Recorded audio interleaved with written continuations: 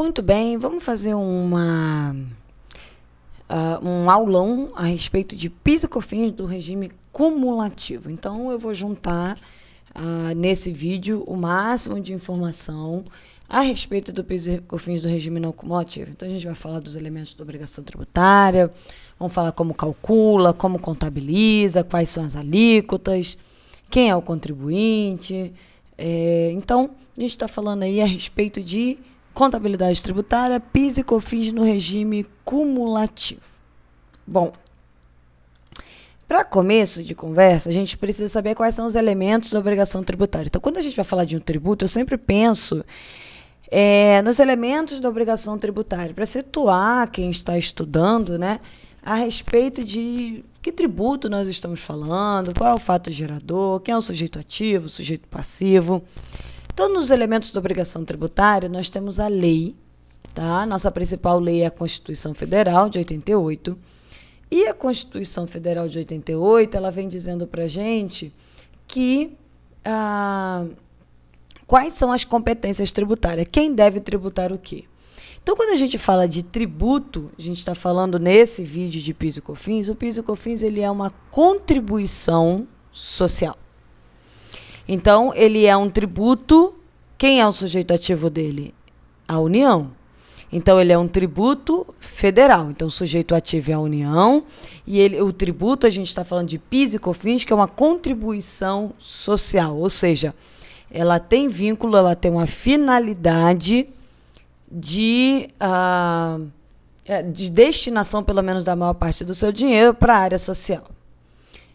Nós temos aí as principais leis relacionadas ao PIS e COFINS. Então, nós temos a Lei 10.833, a Lei 10.637, que vão falar aí a respeito de PIS e COFINS.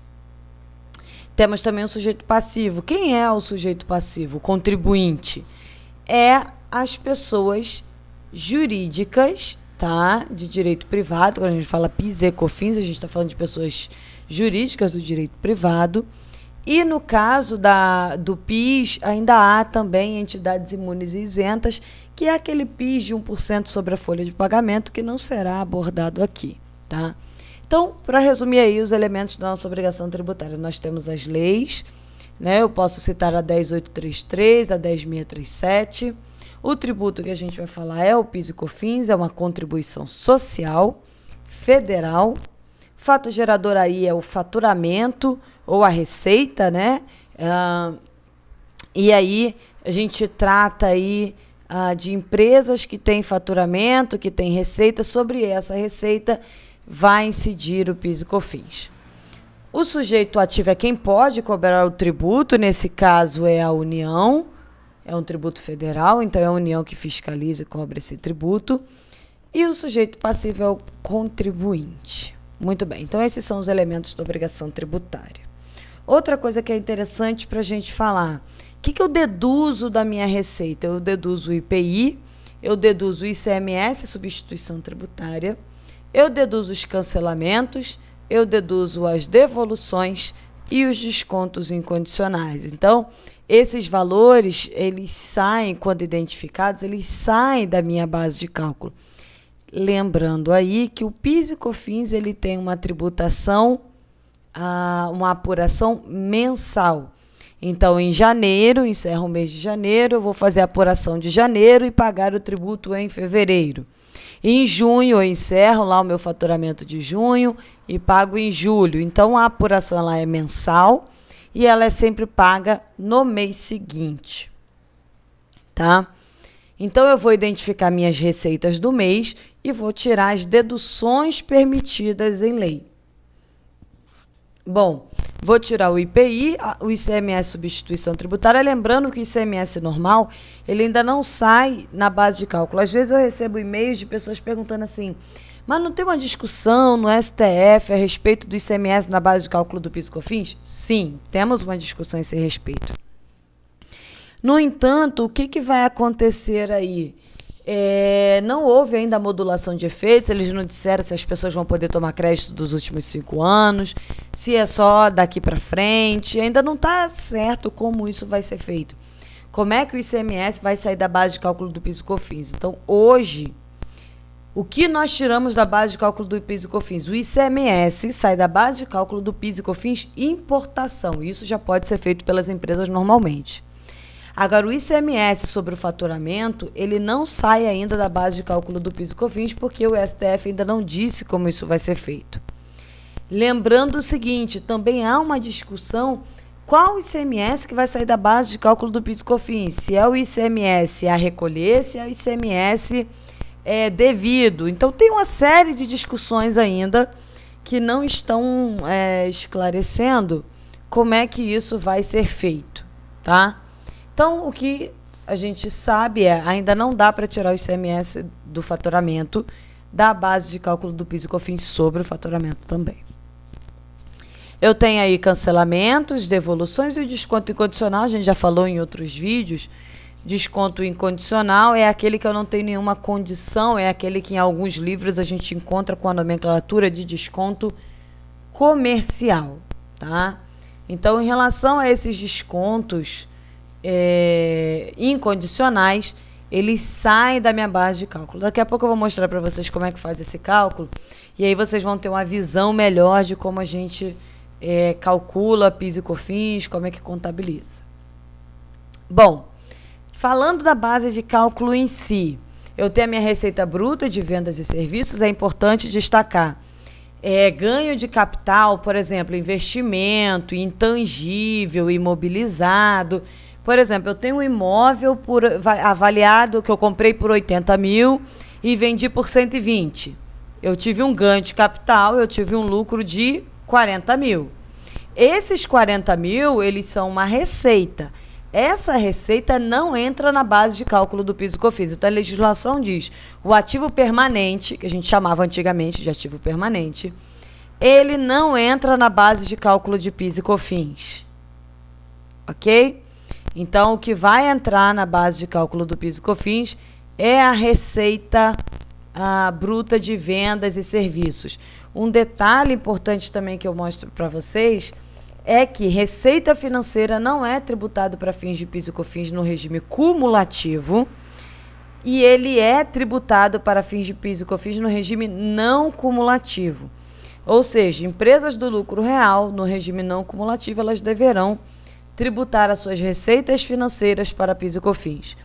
Empresas no lucro presumido, no regime cumulativo, não deverão tributar as suas receitas financeiras para PIS e COFINS.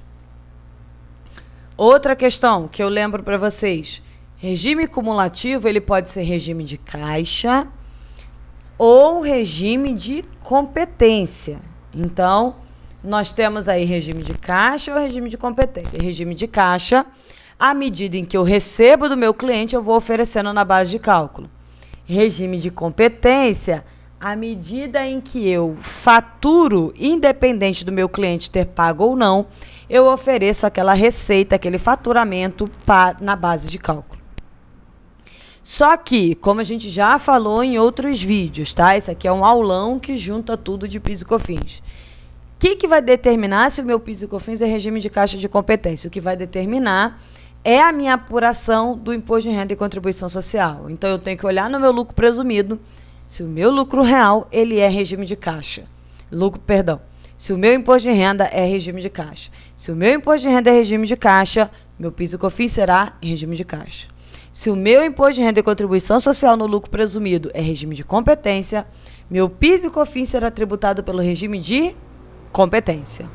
Então, a diferença entre competência e caixa é que, no regime de caixa, eu vou oferecer aí a tributação somente o que eu recebi no mês. Então, eu pego lá, faço a minha conciliação bancária, tudo que eu recebi no mês de cliente entra na base de cálculo. No regime de competência, eu vou pegar o meu faturamento, as minhas notas fiscais no mês, tudo que eu faturei vai entrar na base de cálculo, até porque, teoricamente, eu emito nota fiscal de tudo que eu faturo. Tá? Então, outra coisa, comecei o ano pelo regime de caixa, posso mudar para competência? Comecei pela competência, posso mudar para caixa? Não, eu tenho que ficar durante o ano inteiro ou no regime de caixa ou no regime de competência. No ano seguinte, sim, no ano seguinte eu posso mudar trocar de caixa para competência ou de competência para caixa. Mas o que eu escolhi para aquele ano, eu tenho que ficar ao longo de todo o ano. Bom, e o que a gente vai levar em consideração aí? Então, é a minha receita do mês, né? No caixa ou competência, vai depender do que você escolheu. Faça as exclusões permitidas por lei. Lembrando aí, quais são as exclusões? IPI, ICMS-ST, cancelamento, devoluções, descontos incondicionais. Então, faça as exclusões permitidas em lei. Chego na base de cálculo. Cheguei na base de cálculo, aqui é muito tranquilo. Qual é a alíquota do PIS? 0,65. Qual é a alíquota da COFINS? 3%. Então, sobre a base de cálculo, eu vou aplicar a alíquota do PIS, aplicar a alíquota da COFINS, e aí eu tenho o valor devido de PIS e COFINS. Então, é dessa forma que a gente calcula o PIS e COFINS. E aí eu vou mostrar para vocês no Excel como é que faz esse cálculo. Mas, de uma forma em geral, é dessa forma que a gente calcula o PIS e COFINS. Então, vamos lá para uma parte prática, como é que a gente faz esse cálculo do PIS e COFINS. Eu deixei já aqui uma planilha pré-montada e eu vou explicando essa planilha e, se necessário, fazendo as alterações. Bom, então eu quero mostrar aqui um PIS e COFINS agora no regime cumulativo, e eu vou mostrar inclusive quando tem retenção, tá? Então, digamos que eu, cliente, contratei um prestador de serviço, tá? E esse prestador de serviço me cobrou R$50 mil. Sobre esse serviço, nós vamos ter aí retenção. Não estou tratando aqui de retenção de CSLL, não estou tratando de retenção de imposto de renda, tá? Esse é um vídeo só sobre o PIS e COFINS. Então, eu só quero mostrar a retenção do PIS e COFINS.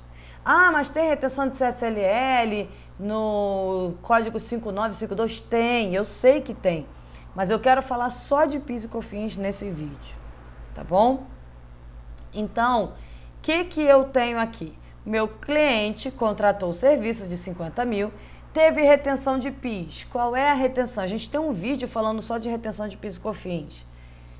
E CSLL. Qual é a retenção que eu tenho? 0,65 de PIS, 3 de COFINS.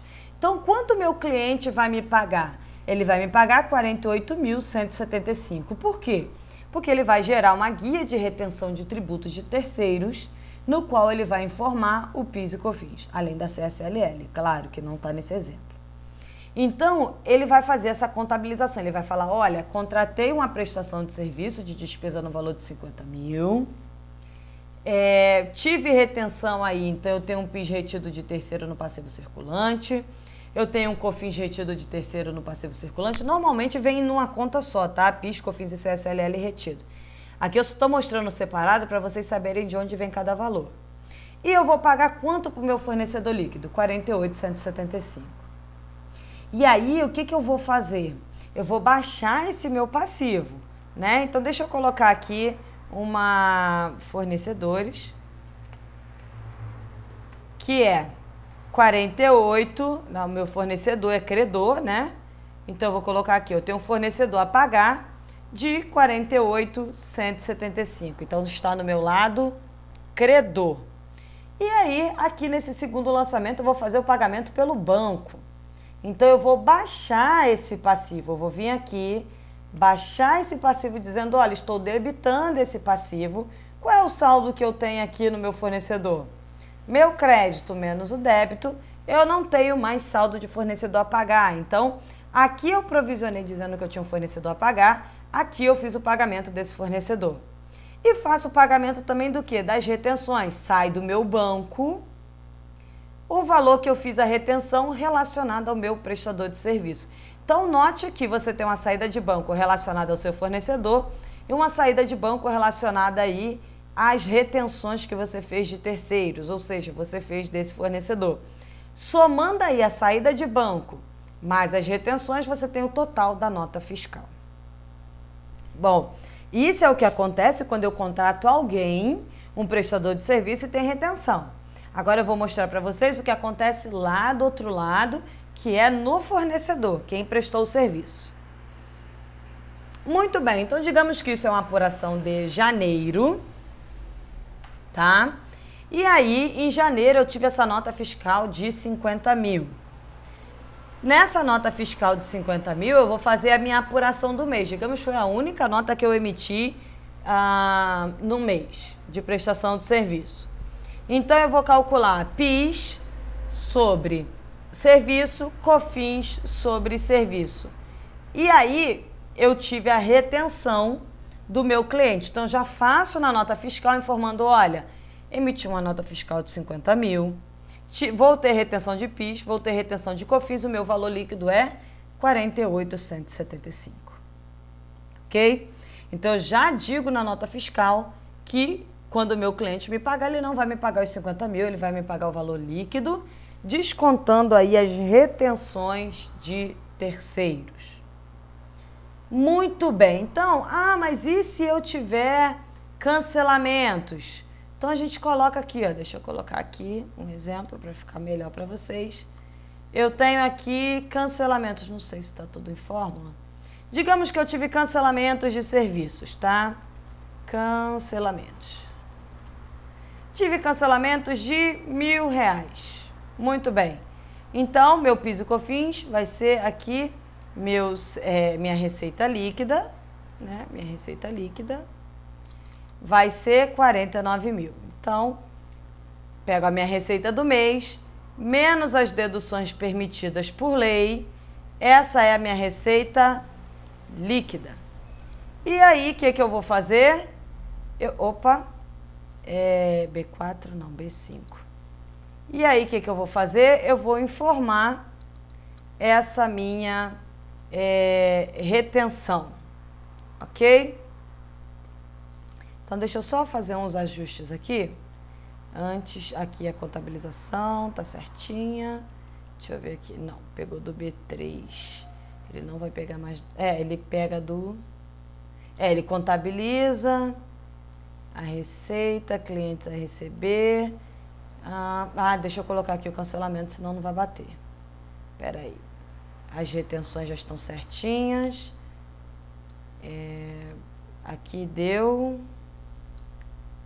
Tá dando 50 mil. Então, espera aí que tem alguma coisa errada nessas retenções. É aqui. Aqui não é B3, é B5. Então, vamos ajustar. Agora sim. Então, eu tenho um cancelamento. Deixa eu colocar aqui, puxar, para colocar, registrar na minha contabilidade o cancelamento. Então, espera aí. Cancelamento de R$1.000. Muito bem. Então, somando aqui, deixa eu ver se eu cheguei a 50 mil. Cheguei. Pronto. Aqui eu tenho a provisão, dedução, tá certinho.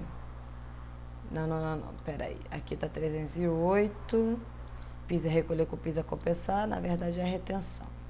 Aqui. Então, aqui tá certinho. Vamos organizar? Colocar esse PIS e COFINS aqui embaixo.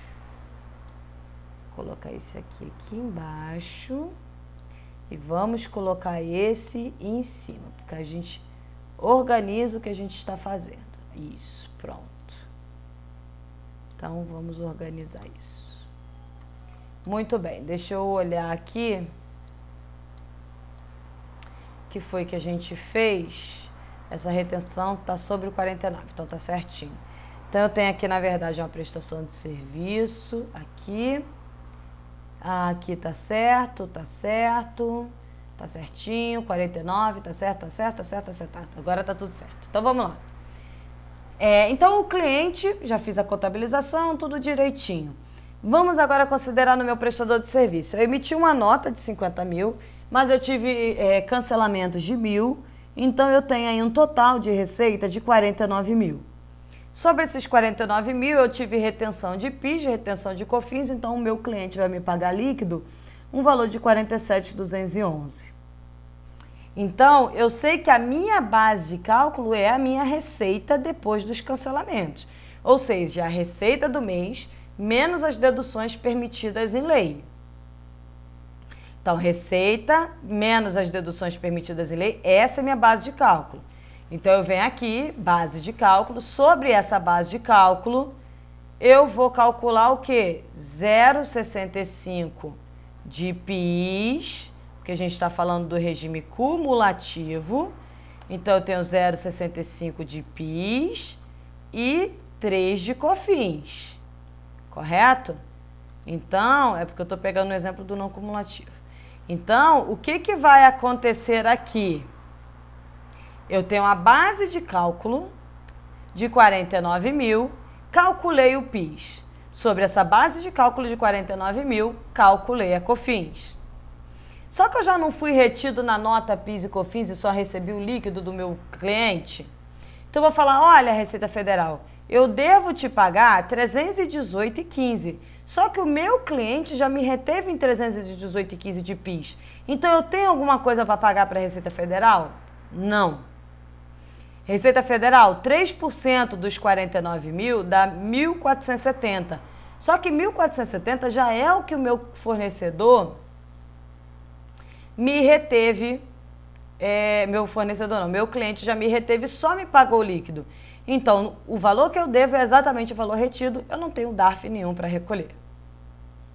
Ok? Então, eu venho aqui e contabilizo. Olha, eu tive uma receita de 50, um cancelamento de 1.000. Dessa receita, eu vou receber do meu cliente, é um ativo circulante, 47.211. Eu tenho o direito de compensar o PIS, então está no ativo circulante. Eu tenho o direito de compensar a COFINS, está no ativo circulante também. Faça a provisão aqui do PIS, ó, eu tenho o PIS, dedução da receita, com PIS a recolher de 318. Esse PIS a recolher, Receita Federal, eu estou compensando com o meu PIS devido, ok? Então, o que vai acontecer aí? Eu falo, olha, o valor que eu provisionei é o valor que eu compensei. Então, se o valor que eu provisionei é o valor que eu compensei, quanto que eu tenho aqui para pagar? Nada. Eu provisiono 318, eu compenso 318 e eu não tenho nada para pagar. Mesma coisa a COFINS, eu provisiono 1.470, digo que eu tenho essa obrigação a pagar, mas eu baixo essa obrigação com o direito que eu tenho de fazer a compensação da retenção que o meu cliente fez de mim. Ah, mas e se eu não tiver retenção? Vamos apagar a retenção? Não tenho retenção. Então, o valor provisionado é o valor a pagar. O valor provisionado é o valor a pagar e eu não tenho compensação a fazer.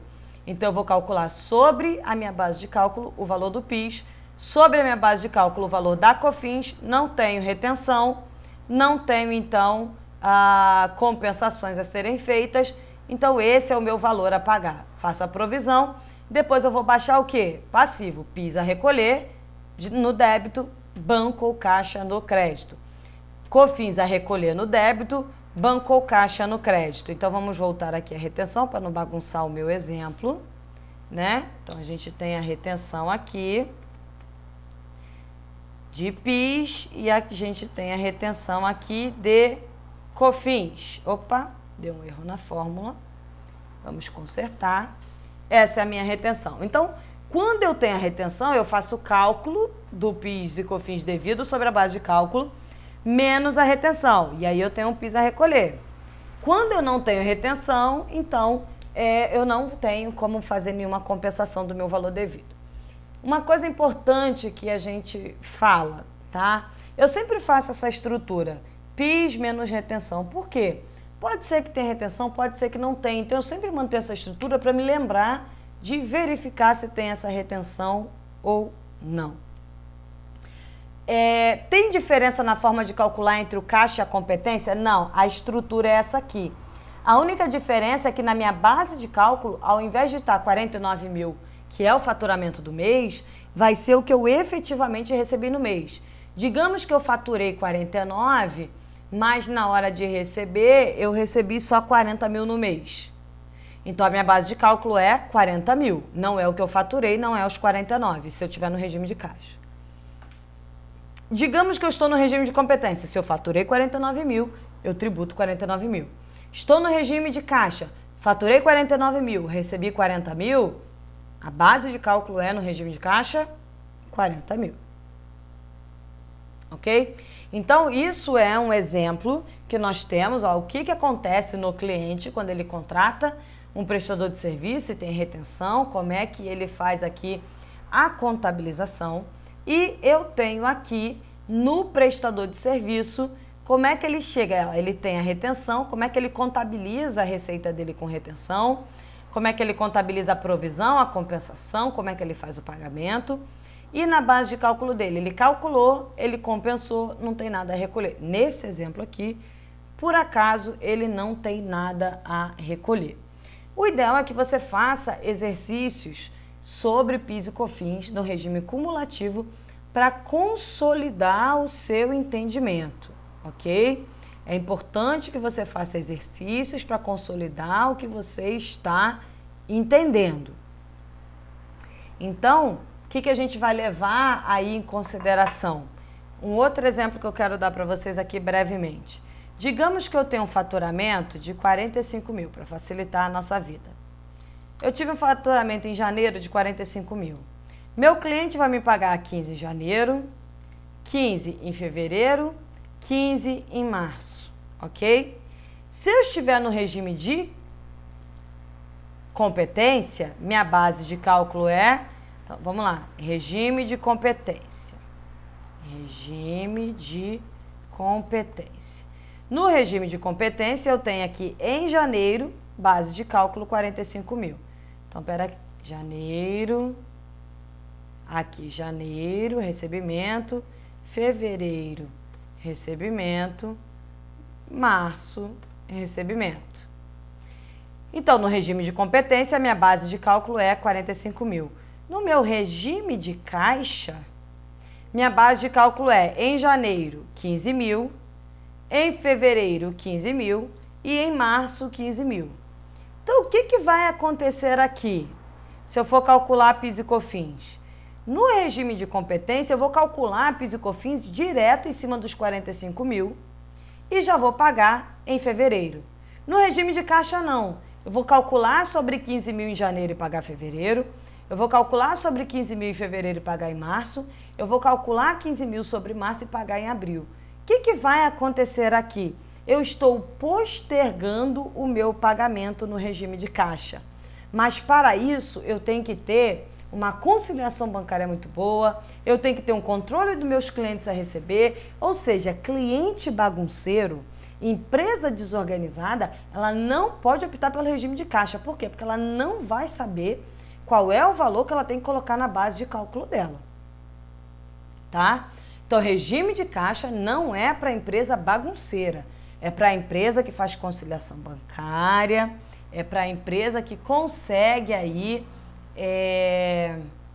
ter uma organização, um controle interno mínimo para oferecer a tributação adequadamente o que ela recebeu. Do contrário, você tem um cliente bagunceiro, nem comenta do regime de caixa, ou comenta e fala assim, ou você se organiza, ou não vamos calcular pelo caixa, vamos calcular pela competência, tá? Porque aí faturou, tributou, acabou, não tenho dor de cabeça.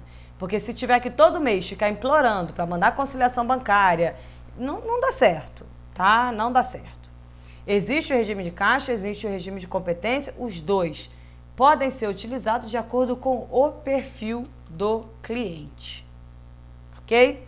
Então, esse foi um resumão, né, um aulão a respeito de PIS e COFINS no regime cumulativo. Espero que vocês tenham entendido. Se tiver dúvida, vê o vídeo de novo.